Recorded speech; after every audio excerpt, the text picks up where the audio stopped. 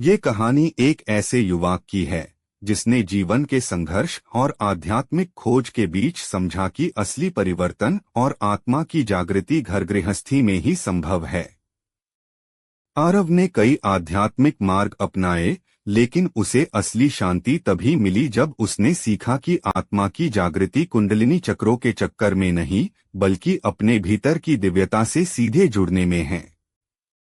उसने घर बार छोड़कर किसी दूर हिमालय जाने की बजाय अपने गृहस्थ जीवन को ही अपनी साधना बनाया और अपनी जिम्मेदारियों के बीच लगातार मैं दिव्या हूँ, मैं संपूर्ण हूँ का संकल्प जपा। शास्त्र भी कहते हैं कि गृहस्थ आश्रम सबसे बड़ा आश्रम है, क्योंकि यही वो स्थान है जहाँ वास्तविक जीवन की परीक्षा होती है। जब तक हम अपने घर, परिवार और समाज के कर्तव्यों से भागेंगे, आध्यात्मिक उन्नति असंभव है।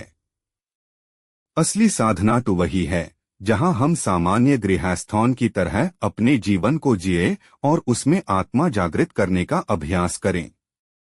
आरव ने पाया कि घर गृहस्थी में रहकर भी अपने मन को आत्मा की ओर केंद्रित करके, बिना किसी गुरु या बाहरी साधन के, वह अपनी आत्मा का मार्गदर्शन खुद बन सकता है।